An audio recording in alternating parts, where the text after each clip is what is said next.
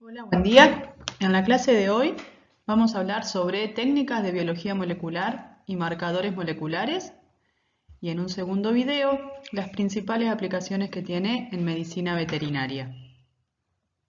Los objetivos de la clase de hoy tenemos conocer y comprender la importancia de las técnicas de biología molecular para el estudio de los genes y sus alteraciones, la aplicación de estas técnicas en el diagnóstico de enfermedades de origen genético, la utilidad que tienen en la selección de individuos más aptos para la producción, por ejemplo, la selección asistida por marcadores.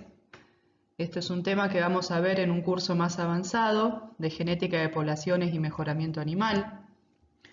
Y el uso de la biología molecular en la identificación genética. Vamos a ver más adelante cómo se realizan los test de paternidad.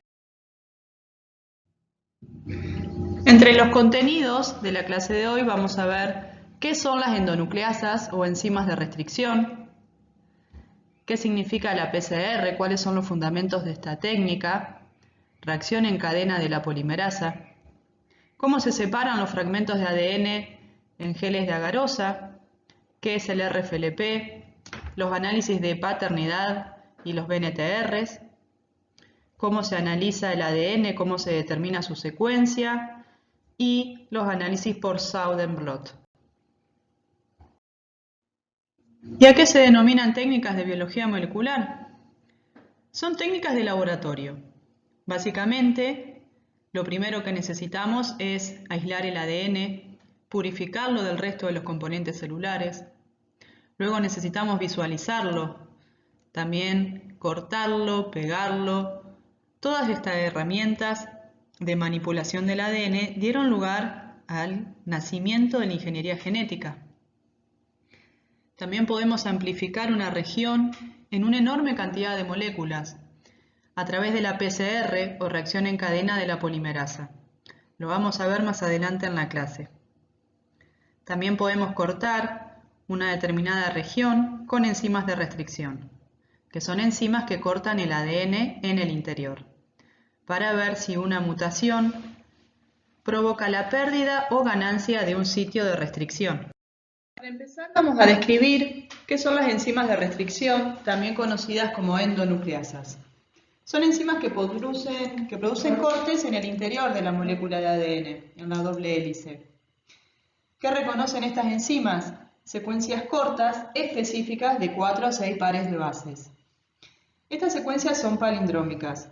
Si ven en la secuencia que reconoce la enzima EcoR1, GAATTC, es idéntica a la secuencia que se puede leer en la hebra de abajo, pero en el sentido opuesto. Lo mismo ocurre con el sitio de reconocimiento de la enzima BAMH1. Son enzimas que provienen o son de origen bacteriano y su función en las bacterias es protegerlas del ingreso de ADN foráneo.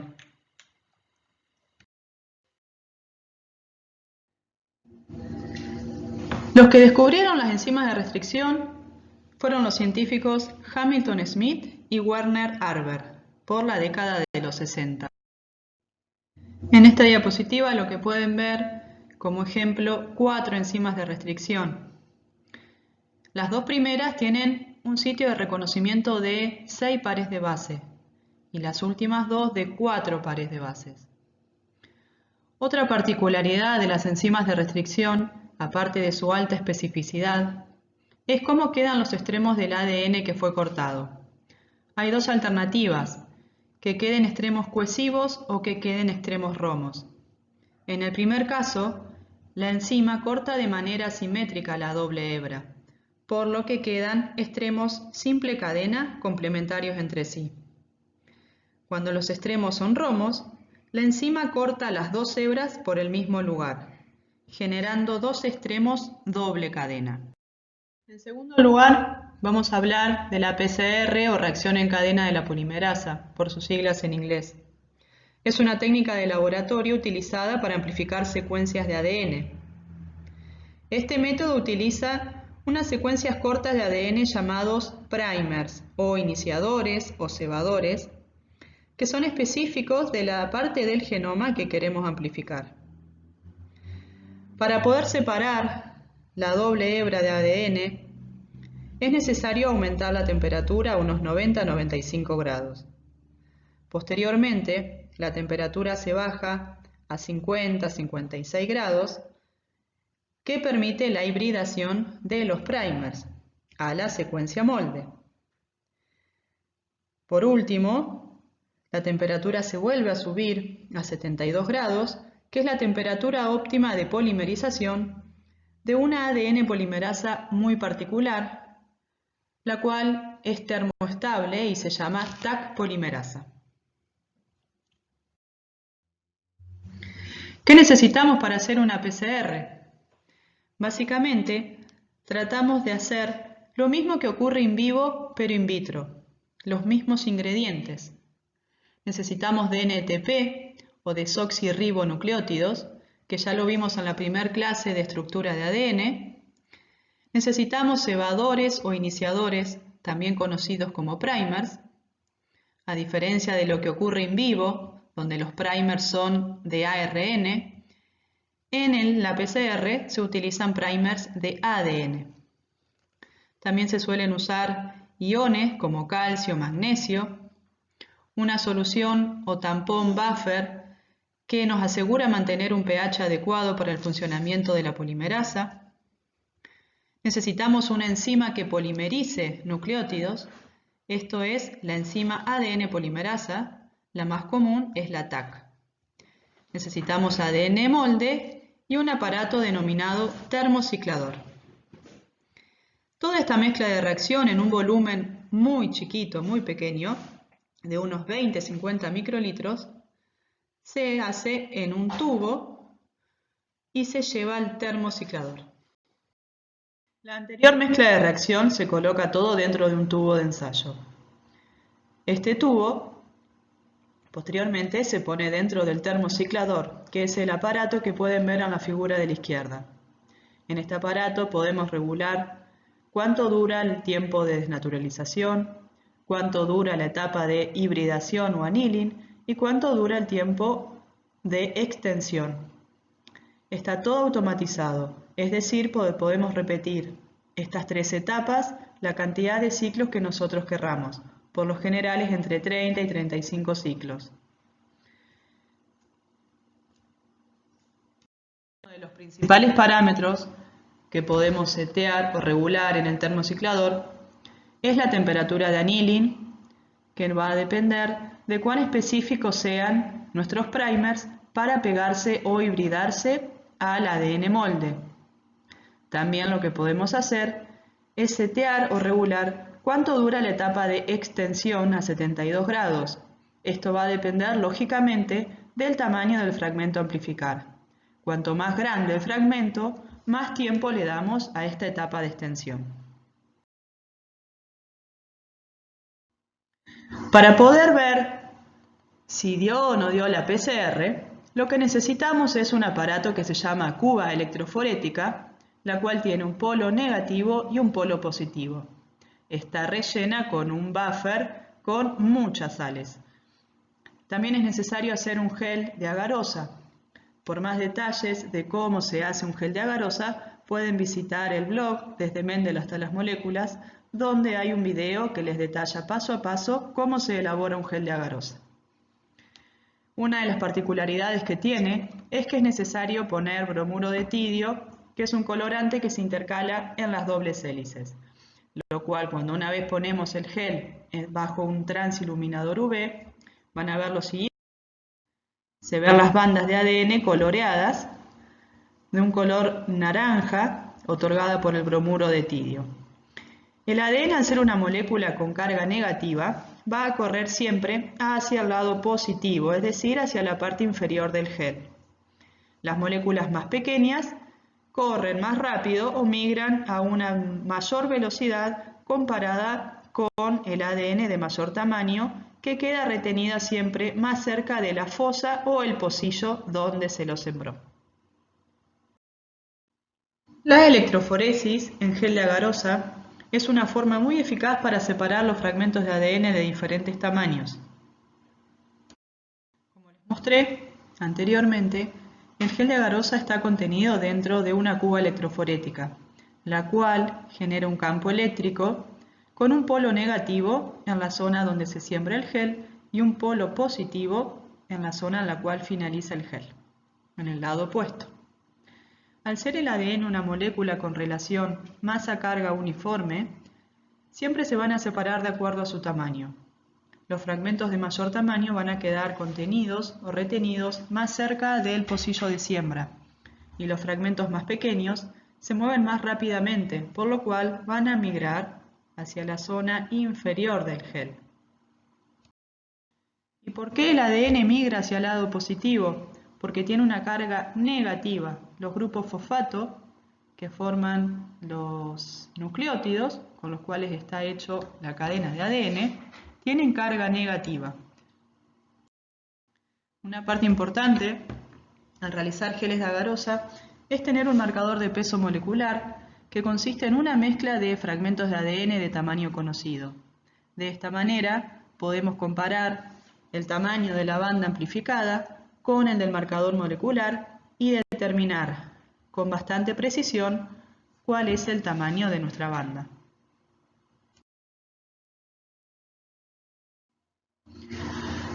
A continuación, y es una técnica que se acopla a la reacción de PCR, se llama RFLP o polimorfismo de la longitud de los fragmentos de restricción.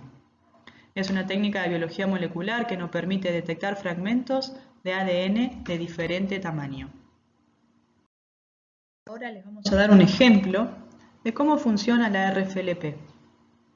Supongamos que tenemos una secuencia de un gen que contiene la secuencia de reconocimiento de la enzima de restricción denominada BAMH1.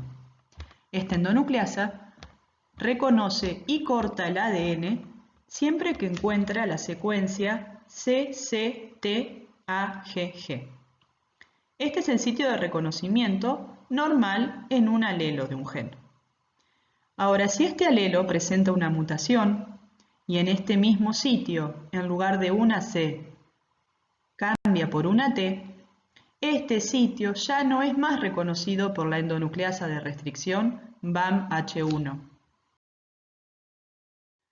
Por lo tanto, si nosotros diseñamos una PCR para amplificar una porción de este gen que incluya el sitio donde está el sitio de reconocimiento de la enzima, ¿qué va a pasar? En ambos casos, tanto el alelo normal como el alelo mutado, los dos van a dar como resultado un fragmento de amplificación de 300 pares de bases. El tamaño no ha cambiado. ¿Qué cambia entre uno y otro? El sitio de reconocimiento de la enzima. Es decir, si posteriormente a la realización de la PCR incubamos el fragmento de ADN con la enzima de restricción BAMH1, si amplificamos el alelo normal, este alelo se va a cortar en este punto, dividiendo el fragmento de 300 pares de base original en dos fragmentos, uno de 100 y otro de 200 pares de base. En cambio, si lo que amplificamos fue el alelo mutado, el cual el sitio de reconocimiento de la enzima fue eliminado porque mutó, no va a pasar nada, es decir, la enzima BAMH1 no va a ser capaz de cortar este fragmento en dos, por lo tanto, cuando realicemos un gel de agarosa, vamos a obtener en el primer caso que se van a separar en dos bandas, una de 200 y una de 100 pares de bases.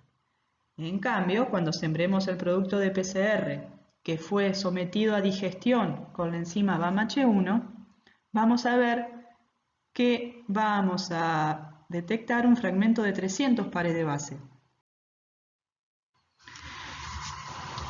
Si bien no hemos visto en detalle todavía esto, es importante, o es una de las cosas más importantes de la técnica de RFLP, es que podemos diagnosticar varios genotipos y portadores de mutaciones. En una situación normal, un individuo homocigota contiene, por un lado, el alelo que recibió de la madre, normal, y el otro alelo que recibió del padre, también normal. A este le llamamos un individuo homocigota. Por otro lado tenemos un individuo heterocigota, es decir, que tiene un alelo normal y otro mutado. La tercera opción es que este individuo tenga los dos alelos mutados. ¿Cómo hacemos para diagnosticar o distinguir cada uno de ellos? Bien, hacemos una PCR en el cual amplificamos el fragmento de 300 pares de base y a este fragmento lo incubamos con la enzima de restricción BAM-H1. Aquí lo que pueden ver es, esto ya se los había explicado anteriormente, aquí a la derecha es un esquema de un gel de agarosa en el cual se sembró el producto de PCR de 300 pares de base digerido con la enzima BAM-H1. Por lo tanto, vamos a tener tres posibilidades. Si el individuo tiene los dos alelos normales, ¿qué va a pasar? El único fragmento amplificado de 300 pares de base pudo ser cortado por la enzima BAM-H1 porque tenía el sitio de reconocimiento. Entonces tenemos un alelo, una banda de 100 pares de base y otra banda de 200 pares de base. Si el individuo es heterocigota, es decir, que presenta un alelo normal y un alelo mutado, vamos a encontrar una banda de 300 pares de base, cuyo origen es el alelo mutado, y una banda de 200 y otra banda de 100, originadas por el alelo normal. Por último, la tercera opción que tenemos es que sea un individuo homocigota para los dos alelos. ¿Sí? Homocigota que tenga los dos alelos mutados. Entonces, el producto de PCR que fue sometido a digestión con la enzima BAM-H1 va a quedar intacto, no va a poder ser cortado porque el sitio de reconocimiento de la enzima estaba mutado. Por último, y para finalizar este primer video, vamos a hablar de los BNTRs y su aplicación en los análisis de paternidad. BNTR o repeticiones en tándem de número variable, también conocidos como mini satélites, son repeticiones de secuencias de entre 6 y 25 nucleótidos aproximadamente que se utilizan como marcadores moleculares.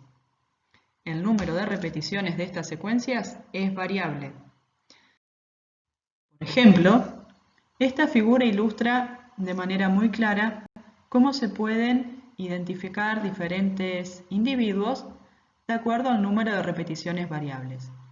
En este caso, la secuencia repetitiva es CAGG.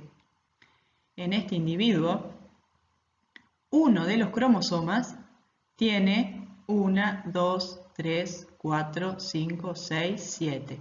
7 repeticiones de este mini satélite. Y en su otro alelo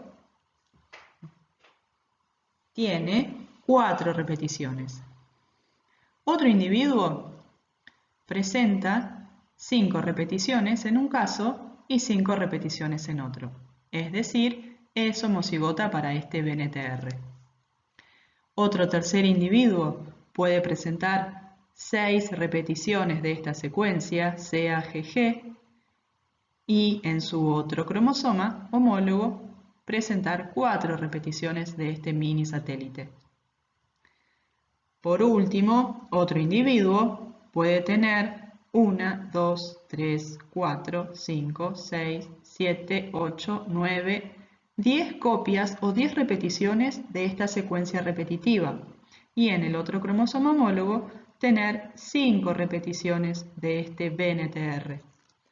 Es por esto que cada uno de los individuos tiene un número particular de repeticiones y es necesario hacer entre 9 y 13 mini satélites o BNTRs distintos para poder determinar la paternidad. Este es otro gráfico en el cual dos individuos están caracterizados para dos BNTRs. Uno se denomina BNTR-A y el otro se denomina BNTR-B. Como pueden ver aquí, el individuo número 1 para el BNTR-A presenta dos alelos o dos variantes, una de 5 repeticiones y otra de 2 repeticiones.